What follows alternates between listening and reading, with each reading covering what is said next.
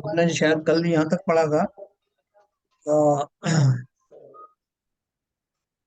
पहले आपने देशनालब्धि तक पढ़ा था। तथा जिनदेव के उपदिष्ट तत्व का धारण हो, विचार हो, सो देशनालब्धि है। जहाँ नरकादि में उपदेश का निमित्त ना हो, वहां वह पूर्व संस्कार से होती है। हैं? तथा तथा कर्मों की पूर्व सत्ता अंतः कोड़ा कोड़ी सागर प्रमाण रह जाए, है ना। और नवीन बंध अंतः कोड़ा कोड़ी प्रमाण उसके संख्यात में भाग मात्र हो, वह भी उस लब्धि काल से लगाकर क्रमशः घटता जाए। और कितना ही पाप प्रकृतियों का बंध मिटता जाए, इत्यादि योग्य अवस्था का होना, सो प्रायोग्य लब्धि है ना। प्रायोग्य लब्धि में वो पूरा बैकग्राउंड बन जाता है। इसकी आवाज आ रही भाई, बंद करो आवाज। कौन बोल रहे हैं? आवाज बंद करिए।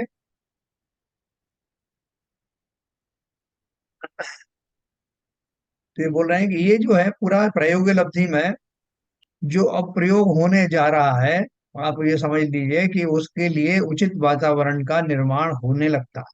क्या क्या निर्माण होता है कि कर्मों की सत्ता जो है बहुत कई कई कोड़ा कोड़ी सागर की बनी हुई है स्थिति। जैसे मोनी कर्म की 70 कोड़ा कोड़ी सागर की बनी रहती है मैक्सिमम।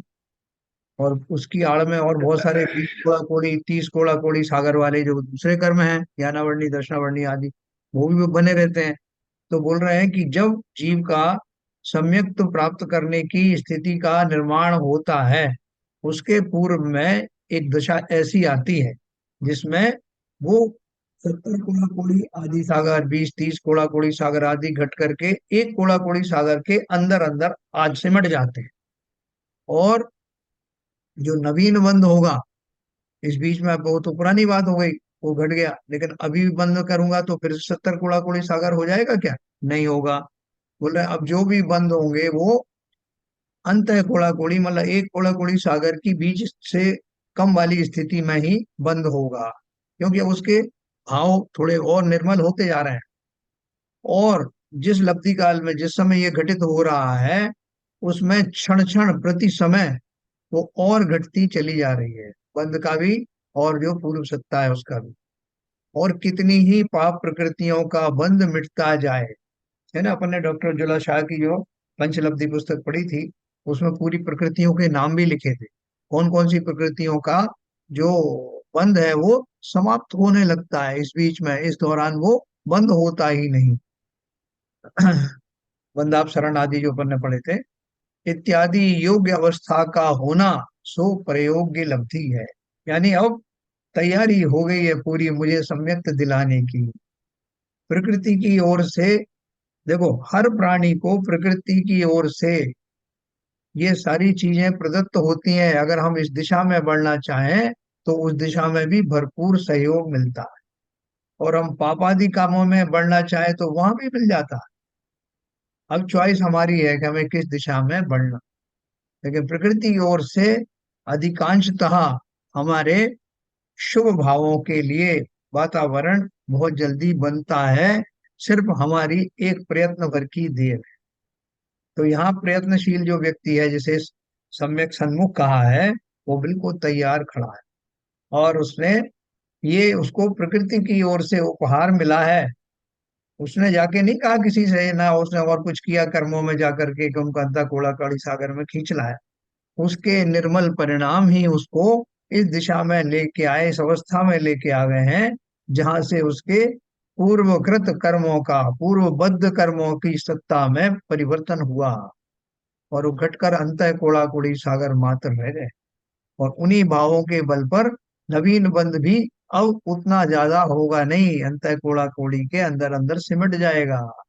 और तुरंत जो अंतर्मुहूर्त का काल चल रहा है, ये सब प्रोसेस का अंतर्मुहूर्त में जितने समय है, उन समयों में ये काल में होने वाले बंध भी निरंतर घटते चले जाएंगे। बंधों का पाप प्रकृतियां बहुत सारी मिटती चली जाएंगी, है ना। कभी अपन वो फिर से पंचलब्धि पढ़ेंगे तो आपको मैं पूरा उनका प्रकृतियों का नाम भी बताऊंगा कि जिन जिन का बंद होना बंद हो जाता है। अभी कौन सा गुण स्थान है? पहला ही गुण स्थान है। और उसमें भी ये स्थिति आने पर बहुत सारा बंधापसरण आदि होता। सो ये चारों लब्धियां भव्य या अभव्य के होती। चार लब्धि तक तो दोनों के हो सकती। ये चार लब्धियां होने के बाद सम्यक तो हो, ना हो तो ना भी हो, ऐसा लब्धि अभव्य का सार नाम कैसे लिखा है? है। अभव्य, अभव्य, अभव्य के भी हाँ होती हैं? हाँ हाँ। स्वभाव भी जो है वो वहां तक तो जा ही सकता है ना, स्वर्गों तक तो जाता ही है, ऊपर ऊपर के स्वर्ग तक तो होके आ ही जाता है, लेकिन बस मोक्ष नहीं जा पाता, क्योंकि उसको सम्यक दर्शन होगा नहीं। इसलिए ये यहीं तक की लब्धियां उसको होने वाली है, जो अंतिम करण लब्धि है वो उसको होने वाली नहीं है। ठीक है सर। तो यहाँ तक की लब्धियां सबको है, ऐसा लब्धि सार नाम के ग्रंथ में कहा है। लब्धि सार ग्रंथ जो है अपन देखेंगे, अगर संभव हुआ तो पहले तो घुमट सार आदि पढ़ेंगे, फिर लब्धि सार पढ़ेंगे, तो कठिन थोड़ा विषय है। इसलिए उस तत्व विचार वाले को सम्यक्त होने का नियम नहीं है। क्या बोल रहे हो? कि ये जो चौथी लब्धि वाला जो व्यक्ति है वो दोनों को हो सकता है, इसलिए चौथी लब्धि प्राप्त हो गई है, इससे हम निष्कर्ष नहीं निकाल सकते कि उसको करण लब्धि भी प्राप्त होगी या नहीं होगी, क्योंकि यहां से भी बहुत से लौट सकते हैं। इसलिए उस तत्व विचार वाले को सम्यक्त होने का नियम नहीं है। जैसे किसी को हित की शिक्षा दी, उसे जानकर वह विचार करे कि यह जो शिक्षा दी है सो कैसे है, पश्चात विचार करने पर उसको ऐसे ही है ऐसी उस शिक्षा की प्रतीति हो जाए, अथवा अन्यथा विचार हो या अन्य विचार में लगकर उस शिक्षा का निर्धार न करे तो प्रतीति नहीं भी हो। है प्रतीति है या किसी ने कोई बात समझाई आपको और अपन अपन उसको विचार करते हैं, विचार करने पे अपने कहते हैं कि हाँ साहब मुझे ऐसा लग रहा है कि ये सही है। प्रतीति का अर्थ कल बहन जी ने बहुत अच्छे से बताया था, है ना। अपन जैसे बोलचाल की भाषा में कहते हैं ना, मैं ऐसा प्रतीत होता है कि ये व्यक्ति बहुत विद्वान, ऐसा प्रतीत होता है कि जिनेंद्र देव मुझे मेरा उद्धार करना चाहते हैं। तो जो प्रतीत शब्द है, प्रतीत का शब्द का अर्थ यह है कि जो कुछ भी मेरे सामने जो दृश्य चल रहा है, कोई वार्तालाप चल रहा है, उसके बल पर जो मैं निष्कर्ष निकालता हूँ और जो भाव भाषण करता हूँ, उसी का नाम प्रतीति है। फिर अपन बोलते हैं मुझे प्रतीत हो रहा है, तो प्रतीत का अर्थ वो है।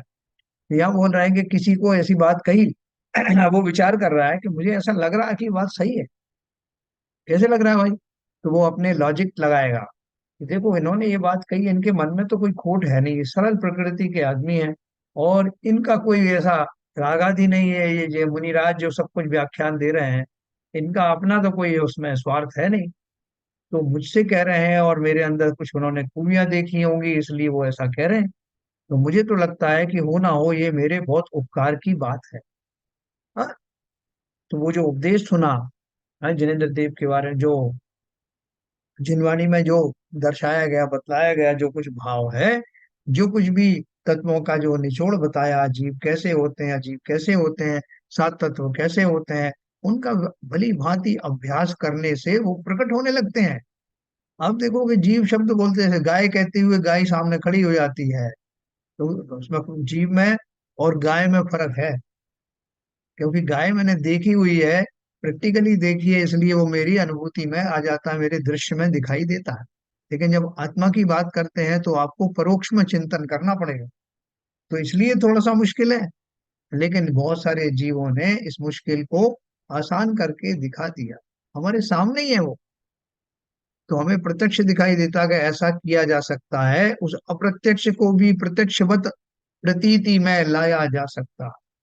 तो जब वो निरंतर तत्वों का चिंतन किया जा रहा है, उस काल में किसी ने तो उसको और आगे तक बढ़ाया, उसको उस पर चिंतन किया और उस शिक्षा के ऊपर विश्वास किया, तो वो आगे बढ़ गया। लेकिन किसी ने सोचा "हाँ, वो बात तो ठीक लग रही है लेकिन मुझे ठीक से हजम नहीं हो रही था, मजा नहीं आया"। तो वो शिक्षा तो बहुत उससे दी गई थी और विरलों को ही दी जाती है, लेकिन अगर मेरा भवितव्य नहीं है तो वहीं से लौट जाऊंगा। तो बोल रहे हैं किसी को हित की शिक्षा दी, उसे जानकर यह विचार करे कि यह जो शिक्षा दी है सो कैसे है, यानी लॉजिक, पश्चात विचार करने पर ऐसे ही है ऐसी उस शिक्षा की प्रतीति हो जाए, अथवा अन्यथा विचार हो, या अन्य विचार में लगकर उस शिक्षा का निर्धार न करे तो प्रतीति नहीं भी हो। है उसी प्रकार श्री गुरु ने तत्वोपदेश दिया, उसे जानकर विचार करे कि यह उपदेश दिया सो किस प्रकार। पश्चात विचार करने पर उसको ऐसा ही है ऐसी प्रतीति हो जाए, अथवा अन्यथा विचार हो, या अन्य विचार में लगकर उस उपदेश का निर्धार न करे तो प्रतीति नहीं भी हो। है देखो, आपने बहुत सारे लोगों में सुना होगा कि कोई एक डिस्कशन चल रहा है बहुत गंभीर। वो डिस्कशन में बहुत थे, आपके तीन लोग बैठे हैं, तो दो लोगों ने एकदम वन टू वन बात करके गंभीरता से उस निर्णय पर पहुंचने वाले थे कि तीसरे व्यक्ति ने कहीं और की बात छेड़ दी। कह रहे वो तो सब ठीक है, ये सब ठीक है, वो उसका क्या हुआ, वो अपना वो परीक्षण पर्व आ रहा है ना, 10 लक्षण पर्व आ रहा है, उसमें आपने क्या प्लान किया, उसमें स्टेज कहाँ बनेगी। तो वो जो सीरियस डिस्कशन कर रहे थे, या तो वो उससे भटक जाए, वो उसकी बातों में उलझ जाए, वो अपना जो बिल्कुल क्लाइमेक्स पे पहुंच रहा था उसको छोड़ दे, या उससे कहेंगे भैया ये सब बातें बाद में करना, हमारा बहुत गंभीर विषय चल रहा है और हमें बहुत निर्णय पर पहुंचने वाले हैं। हाँ ठीक है, बोले साहब अपन क्या बात कर रहे थे।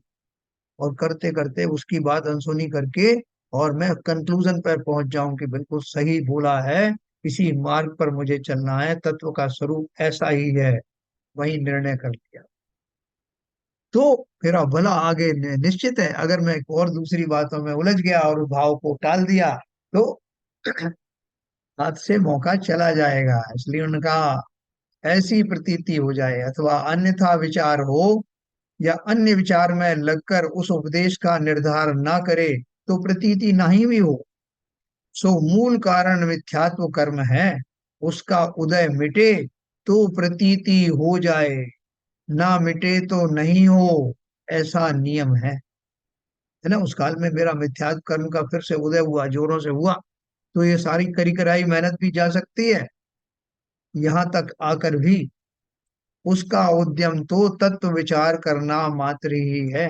बोल रहा है वो मेरे हाथ में उस समय नहीं, कोई तीव्र कर्म का भाव मिथ्यात्व का उदय आ जाए तो वहां तक विचार किया हुआ है वो सब वहीं के वहीं धरा रह जाए, या मैं डाइवर्ट हो जाऊं। तो लेकिन मेरा जीव का तो कार्य है पूरा पुरुषार्थ के द्वारा तत्व विचार में बने रहना। अगर हल्का फुल्का उदय होगा तो निकल जाएगा और फिर मैं अपने भावों में सुदृढ़ हो जाऊंगा। तो अब ये हो गया, मान लीजिए इस तरह का उसका बना रहा चिंतन, तो उसके लिए अब पांचवी लब्धि भी हाजिर है। तथा पांचवी करण लब्धि होने पर सम्यक तो हो ही हो, ऐसा नियम है। पहली वाली में तो कहा था क्या कि अगर हो भी जाए तो जरूरी नहीं कि सम्यक तो हो ही जाए। लेकिन यहाँ कहा, क्या कहा, जो इस मुकाम तक आ गया है, वो करण लब्धि के निकट आ गया है, उसको अवश्य ही सम्यक तो होगा, क्योंकि ये करण लब्धि अभव्यों के नहीं होती। सो जिसके पहले कही हुई चार लब्धियां तो हुई हों, और अंतर मुहूर्त पश्चात जिसके सम्यक्त होना हो, उसी जीव के करण लब्धि होती है। तैयार हो जाना, करण लब्धि मिलने वाली है, क्योंकि हम सब भव्य जीव हैं और सम्यक सन्मुख भी हैं। कोई कमी नहीं है हमारे अंदर, पूरा विश्वास रखना। अगर हो भी तो कमी दूर कर देना, जैसे हमने किसी को प्रॉमिस किया कि साहब मेरे अंदर ऐसे गुण दुर्गुण है ही नहीं, और थे अभी तक, लेकिन मैंने अभी अभी नहीं संकल्प कर लिया है कि इन गुणों से दुर्गुणों से मुझे दूर रहना। सिंह की पर्याय में वो सिंह का जीव हिंसक था कि नहीं, आखिरी मोमेंट तक उसके मुंह में वो मरा हुआ मृग का टुकड़ा रखा था। और जब रिद्धिधारी मुनियों ने उसको उपदेश दिया तो वो टुकड़ा कब मुंह से छूट के गिर गया, कब वो अहिंसक हो गया वृत्तियों में, उसको ही नहीं पता। उपदेश सुनता रहा घटाघट घटाघट। ऐसे ही मैं अब, मुझे एक अंतर मुहूर्त के पश्चात सम्यक तो होना है, इसलिए अब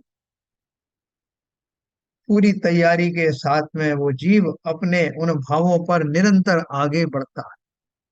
सो इस करण लब्धि वाले के बुद्धि पूर्वक तो इतना ही उद्यम होता है कि उस तत्व विचार में उपयोग को तद्रूप होकर लगाए। देखो, एक शब्द है तन्मय और एक है तद्रूप।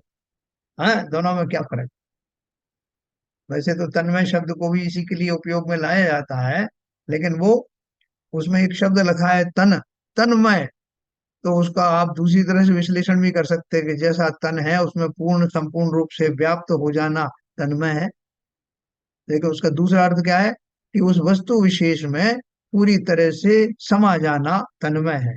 और यहाँ तद्रूप कहा के मतलब तद रूप, उस रूप हो जाना।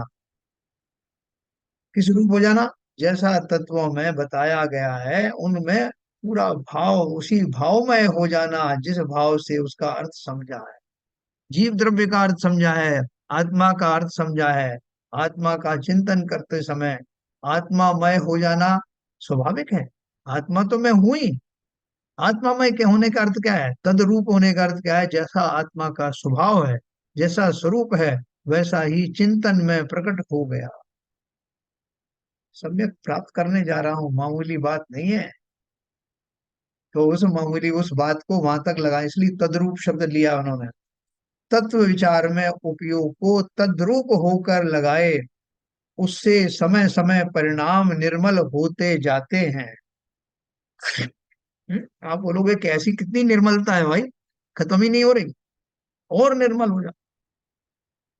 तो बोल रहे हैं किसी के शिक्षा, जैसे किसी के शिक्षा का विचार ऐसा निर्मल होने लगा कि जिससे उसको शीघ्र ही उसकी प्रतीति हो जाएगी, उसी प्रकार तत्वोपदेश का विचार ऐसा निर्मल होने लगा कि जिससे उसको शीघ्र ही उसका श्रद्धान हो जाएगा। यहाँ अपन को कोई चीज समझ में नहीं आई, अब किसी से समझने गए, जब अपन पढ़ते थे स्कूल में, कॉलेज में, तो वो समझा रहा है तो समझते समझते एक स्टेज ऐसी आती है, अपन को लगता है मेरे को बड़ा समझ में आने ही वाला है। मैं बड़ा प्रसन्नता से तैयार बैठा हूँ कि बस फाइनल जो है बात हो और मैं समझ गया। कई बार हम बीच में चिल्लाने लगते हैं, "बस समझ गया, समझ गया।" तो वो जो समझ में आने की जो मुकाम है, वो बोलते हैं कैसे होता है? समझाने वाला तो पूरी ताकत लगा ही रहा है, समझने वाले का भी जब उपयोग बिल्कुल कंसंट्रेशन एकदम पक्का हो जाता है तो बात उसको समझ में आने लगती है। तो यहाँ बोला उसी प्रकार तत्वोपदेश का विचार ऐसा निर्मल होने लगा कि जिससे उसको शीघ्र ही उसका श्रद्धान हो जाएगा, तथा इन परिणामों का तारतम्य केवल ज्ञान द्वारा देखा जाता है।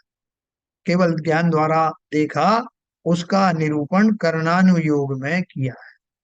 जो ये बारीक बातें हैं ना, लिख करके तो समझा ही नहीं जा सकती। जैसा वो कर्णानुयोग में ये केवल ज्ञान में कैसे दिखाई दिया, या जो जो परिणाम बन रहे हैं ये इसके प्रायोग्य लब्धि के बाद में जो करण लब्धि के जो भाव चल रहे हैं वो कैसे दिखते हैं। बोले साहब, दिखते कि तो हमसे मत पूछो, कोई हम जो है दर्पण तो है नहीं, हम तो खुद ही नहीं देख सकते, ना हम दिखा सकते, ये तो अनुभव का विषय है। और जितनी भी अनुभव के विषय हैं वो केवल ज्ञान गम्य है। केवल ज्ञानी ने देखा और उनकी दिव्य ध्वनि में सुनाई दिया, जो जो वाणी में आया उतना ही हम कह सकते। बाकी देखना है तो स्वयं ही करना है, मेलोडी खाओ और स्वयं जान जाओ। हाँ, इसलिए तो वो, ये साहब खीर कैसी बनी है, ये साहब इनसे पूछो, अरे साहब बहुत बढ़िया बनी। 10 लोगों से पूछा, सबने ही कहा, विशेषण थोड़े कम ज्यादा हो सकते हैं, बहुत बढ़िया, पता मस्त है, कोई तरीके से। लेकिन जिसने खाई स्वाद तो उसी को मालूम ना। उसी प्रकार से इन भावों के समय होने वाला जो स्वाद है उसको वो ज्ञानी जन ही जानते हैं। काश कि मैं भी उस स्वाद को जान पाता, ऐसी ललक अब उस सम्यक सन्मुख मिथ्या दृष्टि को है, जो अब बहुत जल्दी उसका रसास्वादन करने जा रहा है। तो इस करण लब्धि के 3 भेद आपने शायद कल भी पढ़े थे। अधयकरण, अपूर्वकरण और अनिवृत्तिकरण। इनका विशेष व्याख्यान तो लब्धिसार शास्त्र में किया है, वहां से जानना यहाँ संक्षेप में कहते हैं। बहुत संक्षेप में उन्होंने कहा है यहाँ पंडित जी ने, टोडरमल जी ने, उसके बेसिस पर उज्ज्वला शाह ने वो थोड़ा विस्तार दिया है पंचलब्धि में। तो देखो मैं इसमें आपको भी ब्रीफ में समझाता हूँ, कहीं कोई शंका हो तो पूछ सकते हैं। इस करण लब्धि के तीन भेद हैं: अधःकरण, अपूर्वकरण, अनिवृत्तीकरण। इनका विशेष व्याख्यान संक्षेप में क्या कहा? त्रिकालवर्ती सर्व करण लब्धि वाले जीवों के परिणामों की अपेक्षा ये तीन नाम हैं। वहां करण नाम तो परिणामों का है? परिणामों का जो तारतम्यता जो है वो करण कहलाता है।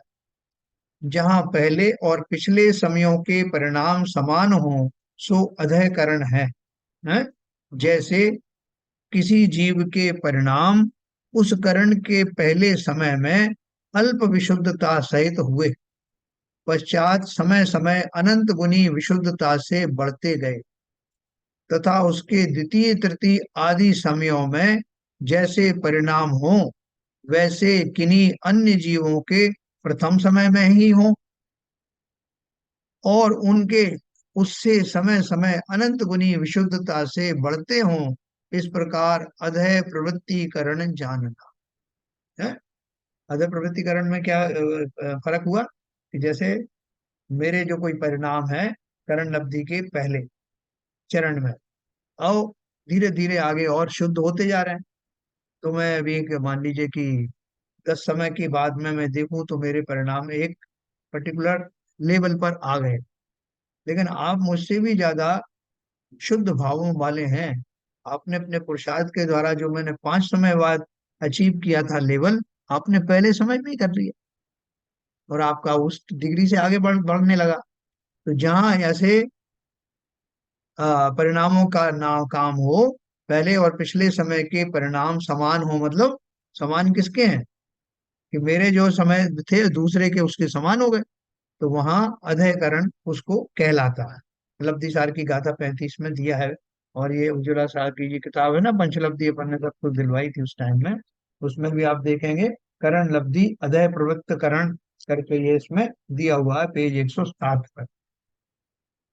हाँ, अभी अपन ब्रीफ में पढ़ेंगे एक बार, फिर कभी आपको बहुत जिज्ञासा होगी तो अपन उसको और आगे विस्तार से करें।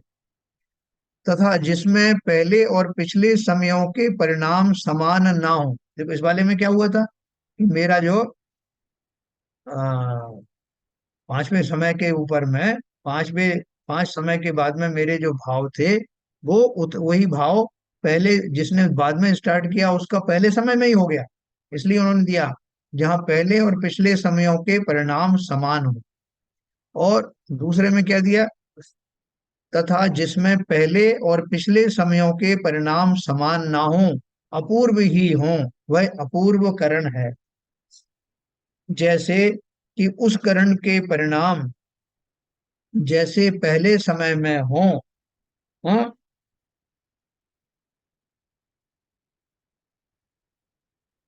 वैसे किसी भी जीव के द्वितीयादि समयों में नहीं होते हैं।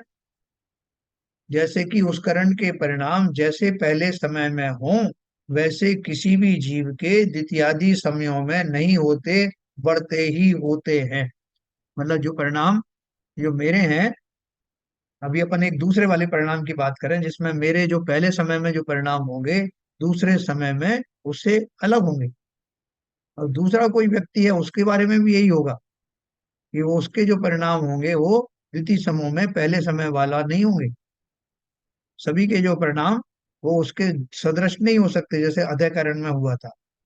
तथा यहाँ बढ़ते ही होते हैं। तथा यहाँ अधःकरणवत जिन जीवों के करण का पहला समय ही हो, उन अनेक जीवों के परिणाम परस्पर समान भी होते हैं और अधिक हीन विशुद्धता सहित भी होते हैं। है ना, जैसे मेरा कोई परिणाम हुआ एक समय में, वहां दूसरे जो जीव हैं उनका भी आपस में समान तो हो सकते हैं।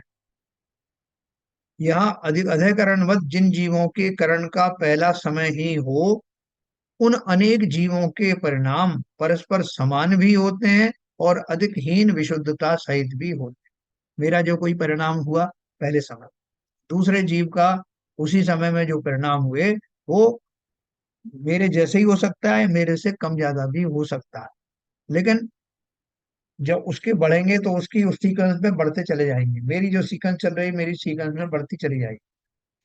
परंतु यहाँ इतना विशेष हुआ कि इसकी उत्कृष्टता से भी द्वितीयादि समय वाले के जघन्य परिणाम भी अनंत गुना विशुद्धता सहित होते हैं। हैं?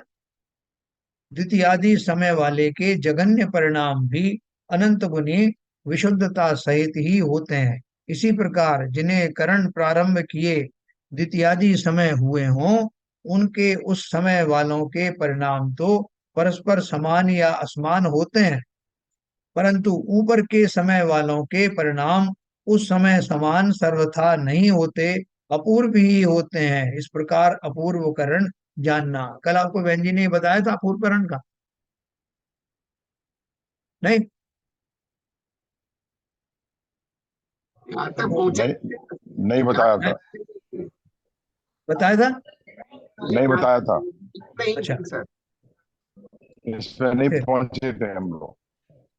हाँ, तो थोड़ा बहन जी अवेलेबल हैं तो जरा वो बताएं थोड़ा सा उसके बारे में, और जो अपूर्व करण के जो भाव हैं और अधः करण के भावों में क्या अंतर है। बहन जी है तो जरा बताइए।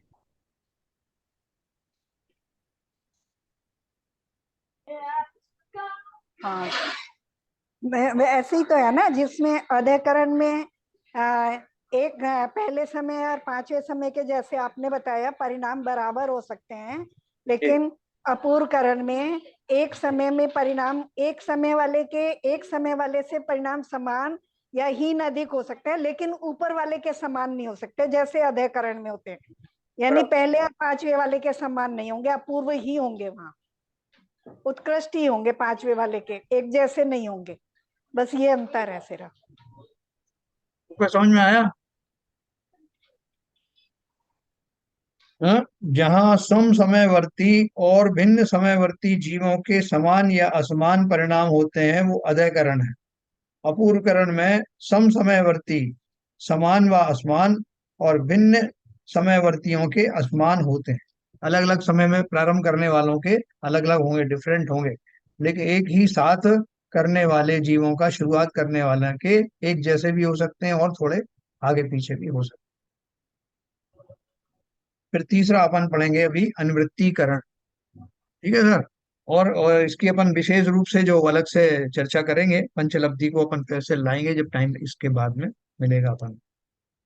तो देखो अभी बात किसकी चल रही है, इसलिए बहुत बिल्कुल जैसे अपन एक टक किसी चीज को देखते हैं ना निर्निमेष भाव से, तो बोले साहब मैं उन्हें एक टक ही देखता रहा, मुझे इधर उधर उपयोग भरमाने का विकल्प ही नहीं आया। ऐसे ही ये करण लब्धि की जो बात चल रही है अब मेरे लिए बहुत प्रिय है। अब मैं उसको बिल्कुल छूटना, कोई किसी मौके को छोड़ना नहीं चाहता, क्योंकि अब मुझे सम्यक दर्शन होने ही वाला है। तो क्या बोले इस प्रकार, जिसमें पहले और पिछले समयों के परिणाम समान न हों, अपूर्व ही हो, वह अपूर्व करण है। जैसे कि उस करण के परिणाम जैसे पहले समय में हो, वैसे किसी भी जीव के द्वितीयादि समयों में नहीं होते, बढ़ते ही होते हैं।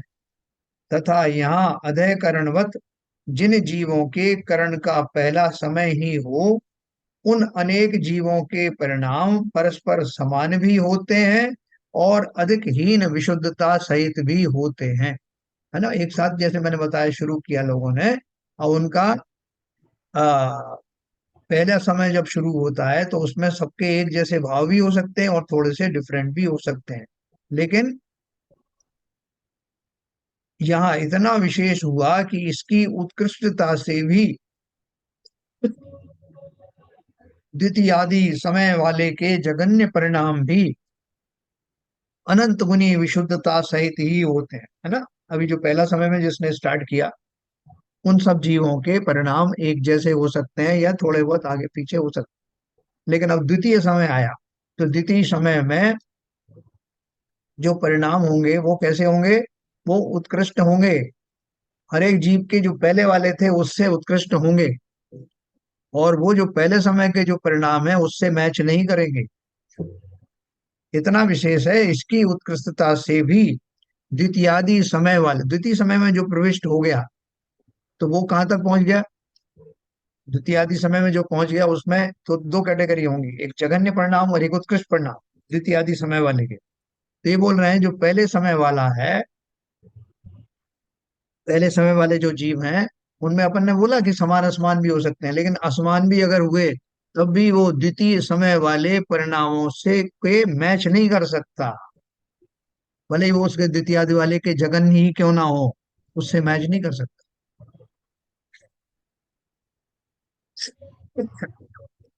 इसका मतलब ये हुआ कि द्वितीयादि समय में होने वाले अपूर्व करण वाली स्थिति के जो जीव हैं, उनके भाव सर्वथा अलग होंगे।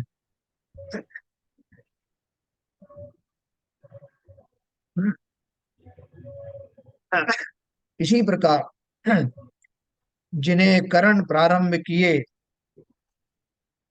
द्वितीयादि समय हुए हों, उनके उस समय वालों के परिणाम तो परस्पर समान या असमान होते हैं, परंतु ऊपर के समय वालों के परिणाम उस समय समान सर्वथा नहीं होते, अपूर्व ही होते हैं। इस प्रकार अपूर्व कारण जानना। हाँ, एक सेकंड में होल्ड करना।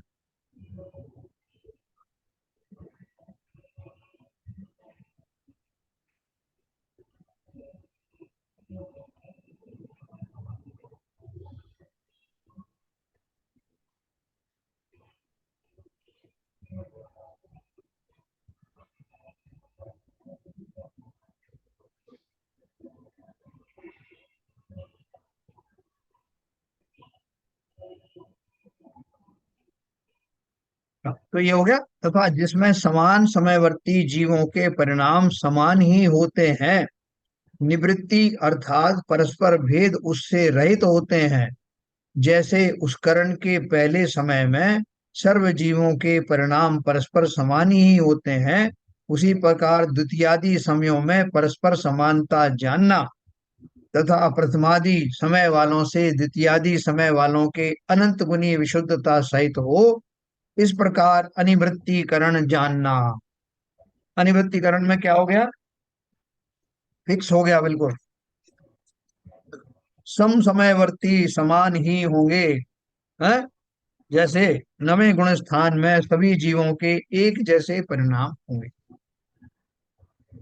इसलिए तो ये अपन ने वो बनाया, नहीं तो गुण स्थान पर कैसे बोलते, अलग अलग जीवों के अलग अलग गुण स्थानों की वो हो जाती दशा।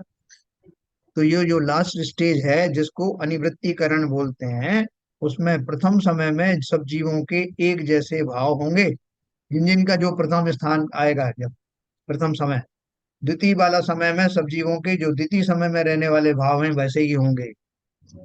तो इसलिए वहां पर, क्योंकि उनके आधार पर ही गुण स्थान बनते हैं, तो ये गुण स्थान जो है, गुण स्थानों में जो चौथे गुण स्थान वाले जीव हैं तो सबके एक जैसे भाव हों, पांचवें गुण स्थान वालों के पांचवें गुण स्थान जैसे एक जैसे हो।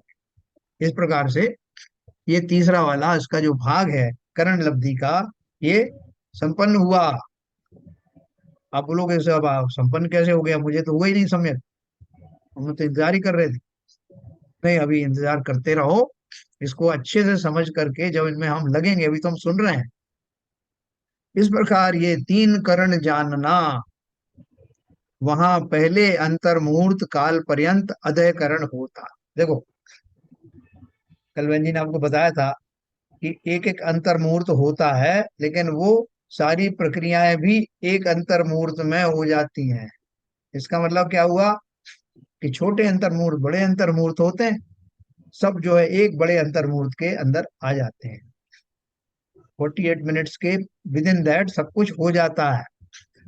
वहां पहले अंतर मुहूर्त काल पर्यंत अध्ययकरण होता है, वहां चार आवश्यक होते हैं।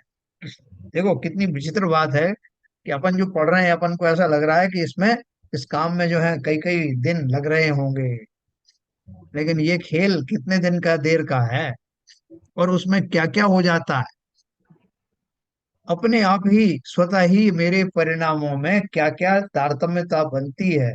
ये बहुत रुचिकर सब्जेक्ट है। पहले अंतर मुहूर्त काल पर्यंत अध्ययकरण होता है, वहां चार आवश्यक होते हैं। समय समय अनंत गुनी विशुद्धता होती है तथा एक एक अंतर्मूर्त से नवीन बंध की स्थिति घटती जाती है। सो स्थिति बंधाप शरण है। ये अपन ने पढ़ा था। स्थिति बंधाप शरण क्या है? कि जो स्थिति मेरी बंधी हुई थी कोड़ा कोड़ी सागर की, वो तो पहले अंत कोड़ा कोड़ी सागर तो आई गई, लेकिन अंत कोड़ा कोड़ी सागर भी कम थोड़ा है। 1 crore into 1 crore with in that, तो उसमें से भी ये और कम होती चली जाती है। और उसको, उस क्रिया को बंधापसरण, स्थिति बंधापसरण कहते हैं। तथा प्रशस्त प्रकृतियों का अनुभाग समय समय अनंत गुना बढ़ता है। जो मैंने पुण्य प्रकृतियां बनाई थी ना, है कितनी अच्छी बात हो गई कि जिन जिन प्रकृतियों से मैं पुण्य बंद करने का अभियान छेड़े हुए था, क्रियाएं नहीं, क्रिया के साथ जो भाव थे, अब उनकी आवश्यकता रही नहीं। क्यों नहीं रही? क्योंकि जिन मंद कषायों पूर्वक, जिन भावों पूर्वक सातिशय पुण्य का बंध होता है, उससे अनंत गुना पुण्य बंध वाली ये प्रकृतियां स्वयमेव ही हो जाती हैं। जिस समय जीव ये करण लब्धि वाले भाव कर रहा है, तो उस समय क्या होता है? बहुत सारी प्रकृतियों की तो स्थिति घट जाती है, लेकिन अनुभाग यानी फलदान शक्ति, पुण्य प्रकृतियों का अनुभाग बहुत बढ़ जाता है, बहुत प्रगाढ़ हो जाती है। जैसे उदाहरण के लिए, मुझे पहले एक छोटे मोटे राजा बनने की प्रकृति बंधी हुई थी, लेकिन इस समय इस प्रोसेस में चक्रवर्ती के योग्य या इंद्र के योग बनने वाली प्रकृतियां बन गई। उदाहरण के लिए बता रहा हूँ। आप वहां कोई प्रकृतियां हमें संसार में रहने के लिए नहीं, लेकिन उदाहरण के लिए मैं आप समझा। तो प्रशस्त प्रकृतियों का अनुभाग समय समय अनंत गुना बढ़ता है और अप्रशस्त प्रकृतियों का अनुभाग बंद समय समय अनंत में भाग होता चला जाता है। पाप की प्रकृतियों की स्थिति और अनुभाग दोनों प्रति समय अनंत गुना घटते चले जाते। इस प्रकार चार आवश्यक होते हैं। चार आवश्यक कौन कौन से सुने आपने? समय समय अनंत गुनी विशुद्धता होती है, एक एक अंतर्मूर्त से नवीन बंध की स्थिति घटती जाती है। दो हो गए। प्रशस्त प्रकृतियों का अनुभाग समय समय अनंत गुना बढ़ता है, तीसरी हुई। और चौथी स्टेप होती है अप्रशस्त यानी पाप प्रकृतियों का अनुभाग और बंध समय समय अनंत में भाग होता चला जाता है। इस प्रकार चार आवश्यक होते हैं। हम्म उतनी देर का समय मिला है आपको ये, जिसमें ये सब घटित हो जाता है। वहां पश्चात अपूर्व करण होता है, उसका काल अधःकरण के काल के संख्यात में भाग है। अधःकरण जो हुआ ना, अधःकरण के बाद में अपूर्वकरण होगा, जिसका समय कितना है? जितना अधःकरण में लगा उसका एक, उसका भी संख्यात्मक भाग। उसमें भी ये चार आवश्यक होते हैं। एक एक अंतर्मूर्त से सत्ताभूत पूर्व कर्म की स्थिति थी, उसको घटाता है। हैं? सो स्थिति कांडक घात है। वहां पे क्या हुआ था? स्थिति बंधापसरण था, तो वहां पे क्या हुआ था कि स्थिति घटती जा रही थी। और यहाँ क्या हो रहा है? उसका अनुभाग कम होता जाता। वहां स्थिति थी, यहाँ अनुभाग है। तो अनुभाग को इन्होंने क्या बोला?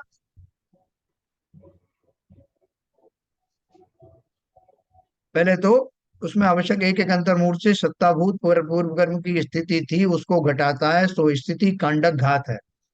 तथा उससे छोटे एक एक अंतर्मूर्त से पूर्व कर्म के अनुभाग को घटाता है, सो अनुभाग कांडक घात है। तथा गुण श्रेणी के काल में क्रमशः असंख्यात गुने प्रमाण सहित कर्मों को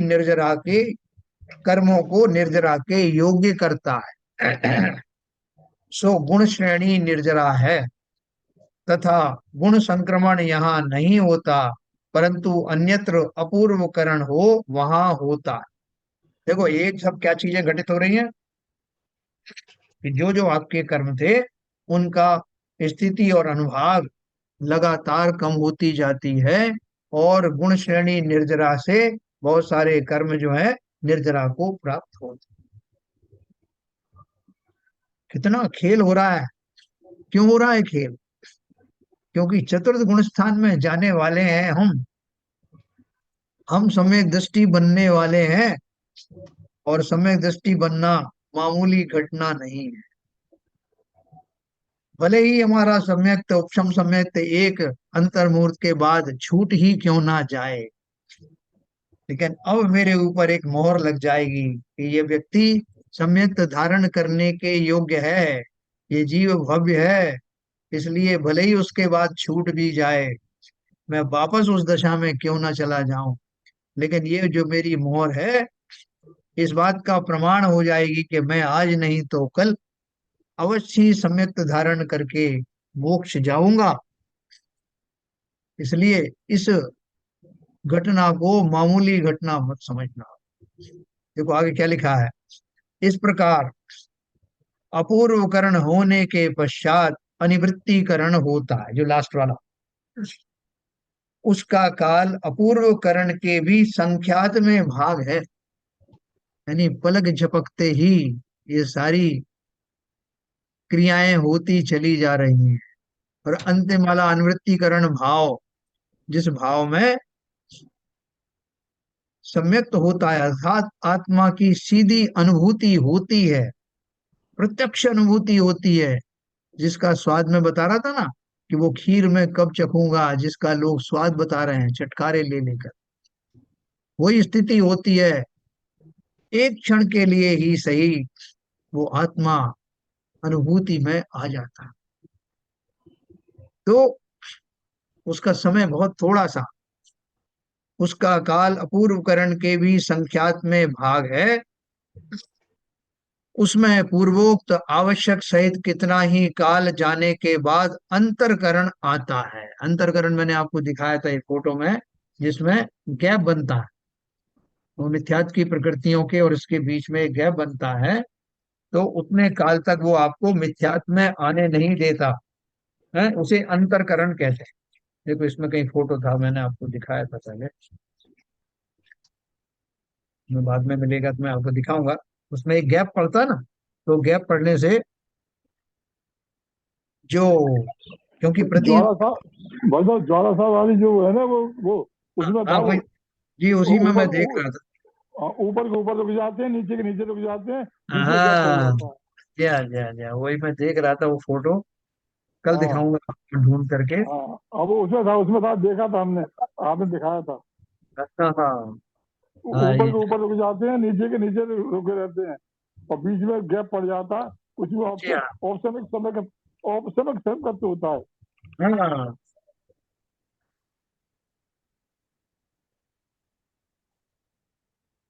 एक सेकंड, हाँ डॉक्टर साहब मैं अभी करता हूँ आपको 5 मिनट। तो हाँ, ये एक शायद फोटो था ही, है पूर्व स्थिति, द्वितीय स्थिति और प्रथम स्थिति, ऐसा उसमें, और एक ये था अंतर्याम वाला एक फोटो था, कल मैं इसको एक्सप्लेन करूंगा। तो देखो क्या बात चल रही, बहुत सुंदर बात चल रही। इस प्रकार अपूर्वकरण होने के पश्चात अनिवृत्तीकरण होता है, उसका काल अपूर्वकरण के भी संख्यात में भाग है, उसमें पूर्वोक्त आवश्यक सहित कितना ही काल जाने के बाद अंतरकरण करता है, जो अनिवृत्तीकरण काल के काल पश्चात उदय आने योग्य ऐसे मिथ्यात्व कर्म के मुहूर्त मात्र निषेध उनका अभाव करता। अभी मैंने जो है, जो अनिवृत्तीकरण वाला भाव मैंने किया, लेकिन उस ये करने के बाद में वो मिथ्यात्व का उदय तैयार बैठा ना, हर समय, प्रति समय तो उदय में आ रहे हैं ना मिथ्यात्व के जो परमाणु हैं। तो व्यवस्था प्रकृति ने क्या कर दी कि जैसे ही आप अनिवृत्तीकरण से निकले, बाहर में आपको मिथ्यात्व के दर्शन भी ना हो, उसके कण थोड़े समय तक के लिए उदय में नहीं आए, तो उदय में नहीं आए तो एक गैप पड़ गया, और वो गैप अगर अंतर्मुहूर्त का गैप अगर है, तो सम्यक दर्शन औपशमिक सम्यक उतने समय तक बना रहेगा। जो अनिवृत्तीकरण के काल पश्चात उदय आने योग्य ऐसे मिथ्यात्व कर्म के मुहूर्त मात्र निषेध उनका अभाव करता है, ये अंतर्करण उन परमाणुओं को अन्य स्थिति रूप परिणमित करता है? वो वहां पे मिथ्यात्व के रूप में नहीं रहते। तथा अंतरकरण करने के पश्चात उपशमकरण करता है। उपशमकरण का अर्थ क्या है? वो जो जहां है वहां उसी अवस्था में रहे। अंतरकरण द्वारा अभाव रूप किए निषेकों के ऊपर वाले जो मिथ्यात्व के निषेक हैं उनको उदय आने के अयोग्य बनाता है। जो अभी उदय में आने वाले थे वो तो उस रूप में उदय में नहीं आए, आगे जो आने वाले थे वो भी मिथ्यात्व के रूप में अभी जैसे कील दिया जाता है वो उदय में नहीं आने वाले द्वितीय समय इत्यादि क्रिया द्वारा अनिवृत्तीकरण के अंत समय के अनंतर जिन निषेकों का अभाव किया था उनका काल आए तब निषेकों के बिना उदय किसका आएगा? यानी वो निषेक है ही नहीं वहां। द्वितीय समय में जो आने वाले थे वो वहां से स्थिति से वो भी कीलित हो गए, वो उदय में आएंगे नहीं। अनिवृत्तीकरण के अंत समय के अनंतर जिन निषेकों का अभाव किया था उनका काल आए, मतलब उदय काल आया, अलार्म तो बजा लेकिन वहां कुछ था ही नहीं मटेरियल, तब निषेकों के बिना उदय किसका आएगा? इसलिए मिथ्यात्व का उदय न होने से प्रथमोपशम सम्यक की प्राप्ति हो जाती है।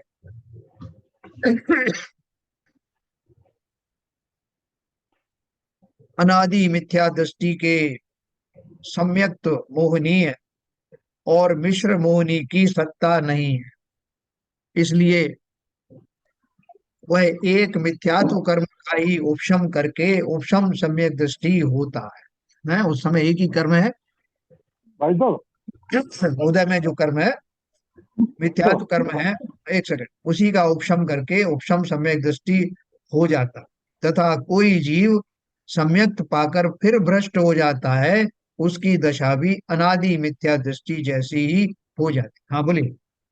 मैं कह रहा था मिथ्यात्व के 3 टुकड़े कब होते हैं?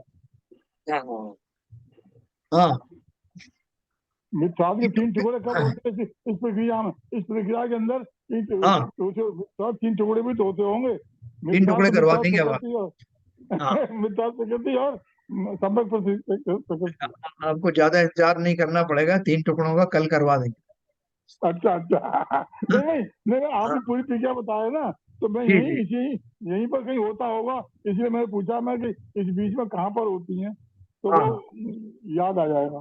बिल्कुल सही है, आपका वैलिड क्वेश्चन है। अभी कल अपन इसको पढ़ेंगे तो आपको सब बताऊंगा, अनंत अनुबंधी का क्या हुआ, मिथ्यात् कर्म का क्या हुआ, किस तरह से उपशम सम्यक्त हुआ, क्योंकि ये मामूली विषय थोड़ी है, ये हमारा अल्टीमेट विषय है।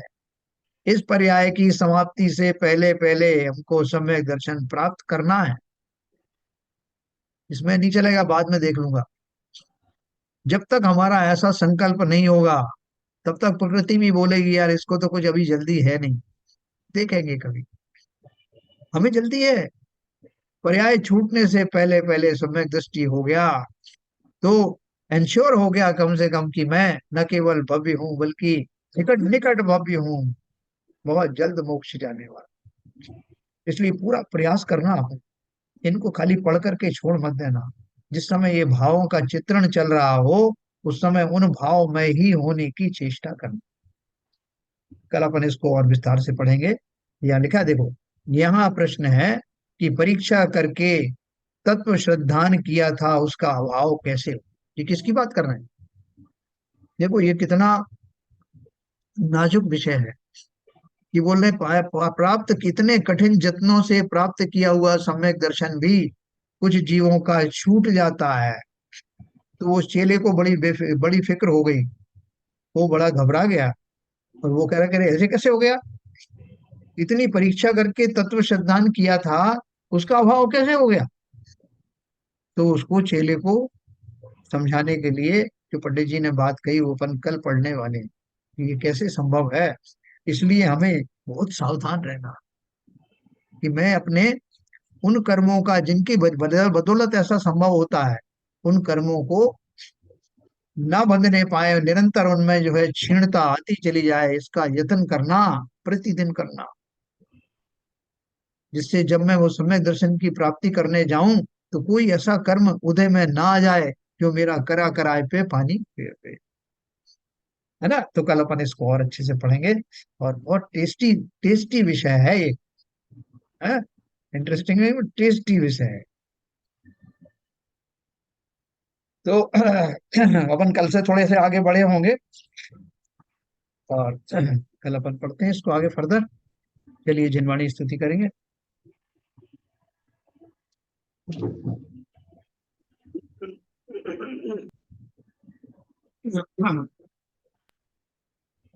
नित्यतम नाश वे को ज्ञान के प्रकाश वे को अपर भास वे को भानु सी बखानी है। त्यों द्रव्य जान वे को बंध विधि भान वे को स्वपर पिछान वे को परम प्रमाणी है। अनुभव बताए वे को जीव के जताए वे को कहू न सताए वे को भवे और आनी है। जहाँ तहाँ तार वे को पार के उतार वे को सुख विस्तार वे को यही जिन वाणी है। हे जिन वाणी भारती तो जमोदन रैन, जो तेरी शरण गए सो पावे सुख चैन। या वाणी के ज्ञान से सूझे लोका लो, तो वाणी मस्तक धरो सदा देते हैं दो, सदा देते हैं दो। वाणी माता की जय।